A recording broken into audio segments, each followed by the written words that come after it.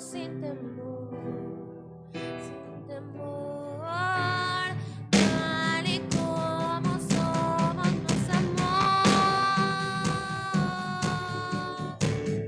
Hoy nos acercamos sin temor. Eres el agua que al beber nunca más tendremos sed.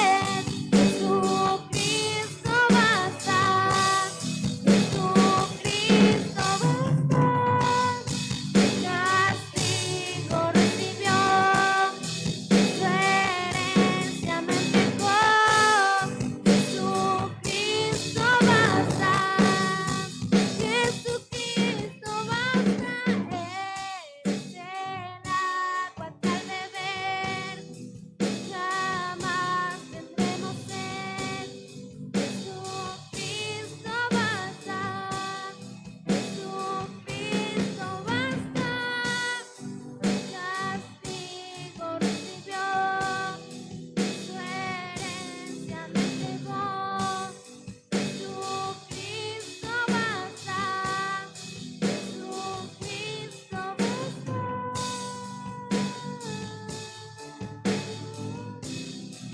Jesucristo basta.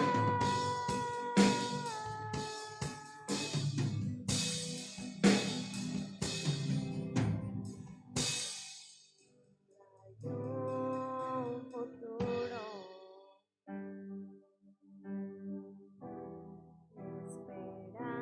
esperanza fiel,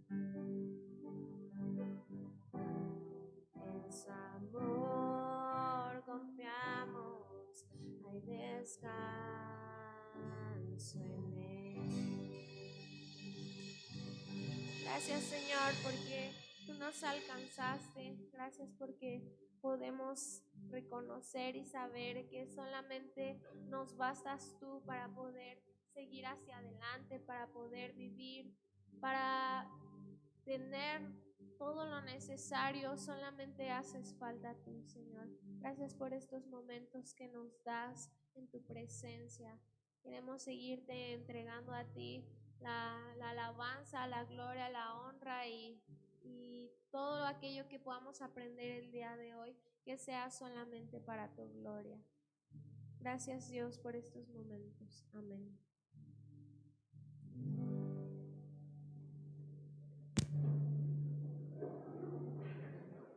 Hola, ¿cómo están? Me siento como en un call center con esto. Muy bien, creo que ya todos saben quién soy, son los mismos que estuvieron en el taller, entonces no me voy a presentar más, excepto para la grabación decir que, aunque lo duden, quizás soy uno de los autores más leídos del país por los libros de secundaria. Lo que pasa es que nadie se acuerda nunca de los escritores de libros de texto. Pero bueno, dejémoslo así, estudié biología, tengo una maestría, otra vez el currículum. ¿Por qué? Porque luego parece algo muy extraño. Eres científico, pero eres cristiano. Caray, eso parece algo muy raro, ¿no? Y déjenme contarles algunas anécdotas personales, dos nada más, una que ya les conté en la mañana y otra que no conocen, ¿no? Una vez fue un congreso, estaba en la ciudad sureña de Francia que se llama Montpellier, y estaba en una mesita tomando un café, leyendo mi Biblia, y se me acerca alguien y me pregunta en español que si se puede sentar porque estaba muy saturado el cafecín ahí. Y yo traía una desvelada terrible, fue una de las peores experiencias que he tenido a la hora de preparar un congreso. Me pusieron una barrida, fue una masacre, básicamente porque hubo una concatenación muy larga de pequeños errores que incluyó que terminé en un hostal junto a un francés que roncaba toda la noche y cuya ventana daba a una calle llena de bares, y yo tenía que dar una presentación al día siguiente. Entonces, tenía una desvelada terrible y estaba yo ahí en el café y se me acerca esta persona y lo que me dice es, ¿qué estás leyendo? Le dije, estaba leyendo la Biblia. Hace un silencio y me pregunta, ¿de dónde eres? ¿No eres francés? Le dije, no, soy mexicano, vengo a un congreso. Y de inmediato lo que me dice, un congreso de biología, le dije. Y era un congreso de biología. Bueno, era de más cosas, pero entre esas cosas era biología. Y el cuate en ese instante me dice, seguramente eres de esos fanáticos religiosos que están en contra de la ciencia, que están en contra de... Y le dije, oye, ¿ya te diste cuenta que te permití sentarte en mi mesa? Y bueno, pasó, resultó que el señor era mexicano y había migrado a Francia hace muchos años antes en busca de trabajo y se había establecido ahí. Pero bueno, tenía su idea preconcebida, ¿no? Hace poco un amigo muy querido, que esto ya se los había contado en la mañana, un amigo muy querido, estaba yo tomando un café y le había dicho que había invitado a un intelectual muy famoso en los medios de comunicación a que que nos visitara aquí a este templo y que no había podido. Y entonces mi amigo se sorprende, un amigo que es ateo, que viene de una de estas tradiciones de asilo político con los comunistas y demás, y entonces se sorprende y me dice, caray, yo hubiera pensado que alguien tan inteligente no es creyente. Y entonces, pues obviamente, no solo me llamó la atención lo que él había dicho, sino que también me di cuenta que pensaba que pues yo no podía ser muy inteligente, porque él sabía que yo era cristiano. Y bueno, pues eso no es casualidad. La gente, mucha gente, existe en los medios, existe en las universidades la idea de que si eres cristiano no puedes dedicarte a la ciencia porque la ciencia ya mató a Dios, la ciencia ha relegado a Dios de las explicaciones. ¿Y de dónde salió eso? Bueno, pues salió hace mucho tiempo. ¿Y esto es real? Lo habíamos dicho en la mañana, esto es real.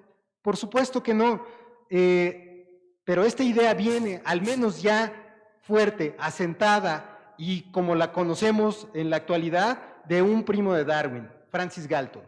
Francis Galton, que era un cuate racista, que creía que el hombre blanco era la cúspide de la evolución, y no me refiero al hombre en términos del género humano, sino de verdad. Él pensaba que los hombres ricos, es decir, los varones ricos eran la cúspide de la evolución y trató de argumentarlo, y entre otras cosas inventó la eugenesia, que es esta idea de que puedes seleccionar a la gente para ir mejorando la raza, ¿no? Y bueno, todos sabemos en qué acabó su propuesta, que fue una de las bases del nazismo, y se desprestigió terriblemente la idea de eugenesia, pero ahí está. Entonces, solo para que se imaginen cuál era el temperamento de Francis Galton, otro cuate que también andaba por ahí en 1914, Leuba también apoyó esta idea de que los científicos eran ateos. ¿Por qué? Porque hicieron unas encuestas ahí más o menos amañadas, como hoy en día vemos que puede haber muchas encuestas pensadas para que te den el resultado que tú ya quieres, y el resultado que quería era demostrar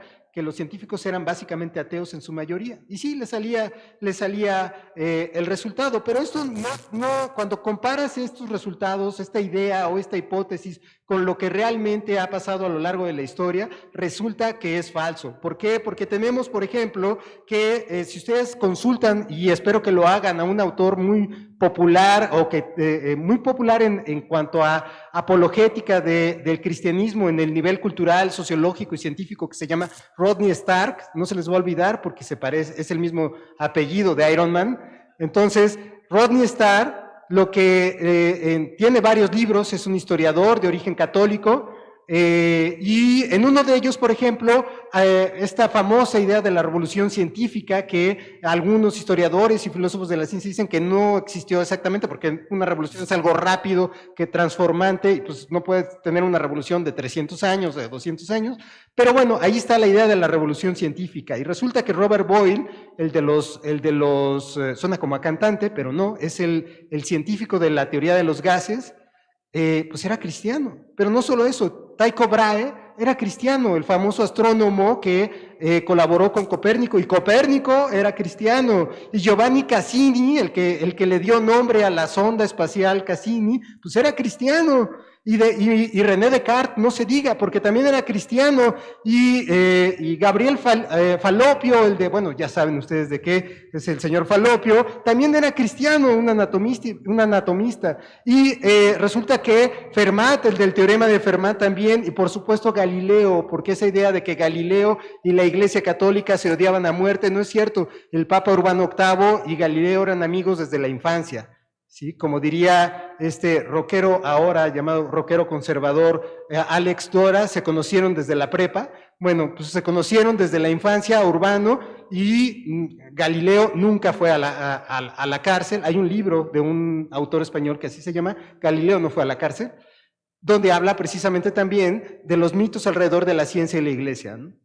Y Harvey, el de la circulación sanguínea, pues también era cristiano y además muy ferviente. Kepler, Pascal, ¿no? Se perdieron la mayoría de sus textos sobre cristianismo. Leibniz, el creador del cálculo diferencial integral. Malpighi, Steno, Vesalio y por supuesto Newton, cuya obra es más amplia en cuestiones de teología, un poco herético, ¿no? Él, al final de sus días se dice que era un unitarista, es decir, él pensaba que, como los musulmanes o como los testigos de Jehová, que la divinidad de Jesús no era tal en cierto sentido, ¿no?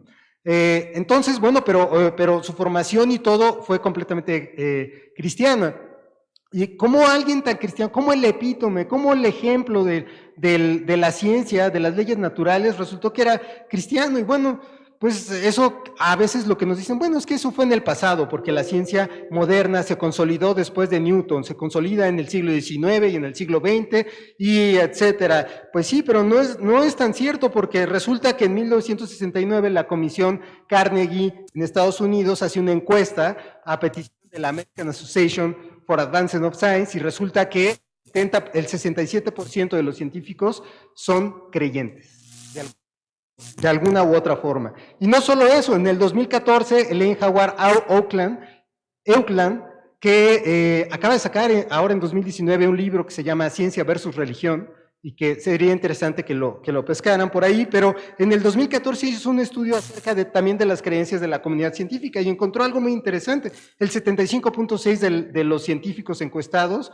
que eran una muestra de más de 10,000, de alrededor de 10,000, resultó que todos eran creyentes, de los cuales el 17% se consideraban evangélicos, el 25% protestantes y el 3.9% judíos.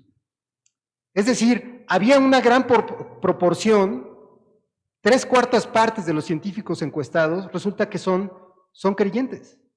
¿Sí? Parece raro, no solo eso, el 70% de los físicos se consideraban cristianos. El 70% de las ciencias de la vida, que incluye medicina, biología, ¿no? Con esta supuesta pelea entre creacionistas y evolucionistas, se consideraban también cristianos y creyentes. ¿Y cuál era la profesión o el área académica más baja en esta cuestión? Adivinen, los antropólogos. Los antropólogos solamente tenían un 35%, alrededor de un 35% de gente de fe, ¿no? ¿De dónde viene? ¿Qué es lo que ha pasado con todo esto? Hoy en día a veces la gente piensa en algunas pequeñas luminarias como excepciones, como Francis Collins, uno de los codescubridores del genoma humano y que dirige actualmente los Institutos Nacionales de Salud en Estados Unidos, quien es evangélico y es creyente en toda la extensión de la palabra, pero en realidad se le ve como una excepción, pero los datos que les acabo de dar lo que nos dicen es que en realidad es falso. O sea, que en realidad la gente que se dedica a la ciencia y la tecnología tiene fe en la mayoría de los casos. ¿Y por qué? Porque no puede ser de otra forma. No puede ser de otra forma porque no solo sí se puede ser cristiano, tener una identidad cristiana y tener una identidad profesional como científico, sino que además yo diría que solo los cristianos pudimos haber inventado la ciencia.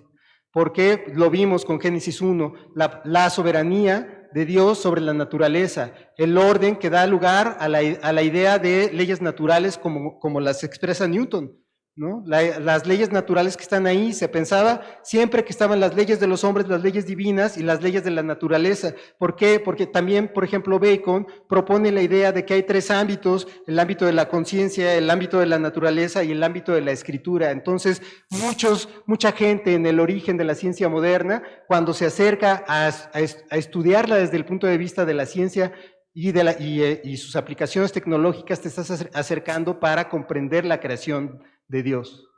Es decir, te acercas a Dios a través de la naturaleza y la mejor forma de hacerlo es la ciencia. ¿Por qué? Porque la ciencia se aboca a eso. Entonces, ¿qué podríamos concluir? que ustedes deben de tener elementos si les interesan el ámbito científico, profesional, sea la medicina, sea la física, la ingeniería, o sean las aplicaciones prácticas de todo esto, deben de tener perfectamente claro frente a este gran mito del ateísmo científico que ocurre, sí, en ciertas áreas dentro de las universidades, que es un fenómeno falso. Es un fenómeno prácticamente de la posguerra, de la Segunda Guerra Mundial para acá, y dice Francis Puford, con esto voy a terminar, Francis Puford, un escritor inglés muy interesante, que cuando los cristianos, cuando los evangélicos se enfrentaron a los agnósticos y luego a los ateos que les dijeron ¡bu! En las universidades, la reacción de la mayoría de los cristianos fue salir corriendo y meternos abajo de las bancas de nuestros templos. Y por eso, después de 50 o 60 años, lo que tenemos es que el ateísmo ha colonizado ciertas universidades y muchos evangélicos o muchos grupos evangélicos han terminado por abandonar esa lucha y mejor crear nuevas universidades. Pero Harvard fue fundada por un pastor, el pastor Harvard. La Universidad de British Columbia fue fundada por protestantes, por cristianos evangélicos también. La Universidad de Boston fue fundada por metodistas. Y la Pontificia Universidad Autónoma de México, es decir, la mamá de la UNAM, pues obviamente tenía fundamentos también de cristianismo. Es decir, si queremos recuperar los espacios, que es difícil, pero recuperar los espacios, a menos como estudiantes en las universidades y en las áreas científicas y tecnológicas, tenemos que asumir nuestra identidad como profesionistas que se dedican a áreas científicas y tecnológicas, pero también y sobre todo como cristianos. Y buscar esos elementos que nos ayuden a la apologética frente a nuestros amigos, a nuestros profesores y delante para hacer una forma de propagar la palabra, ¿no? Para que la gente no se aleje de Dios pensando que tiene que elegir entre ciencia y su fe. Muchas gracias.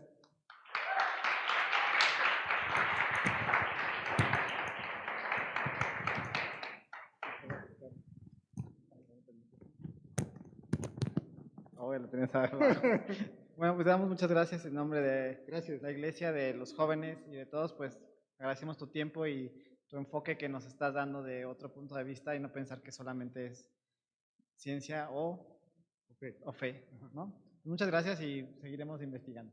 Gracias, gracias.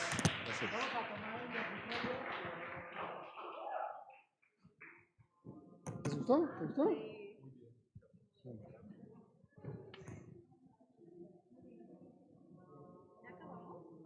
Falta una. ¿Quiero el refrigerio?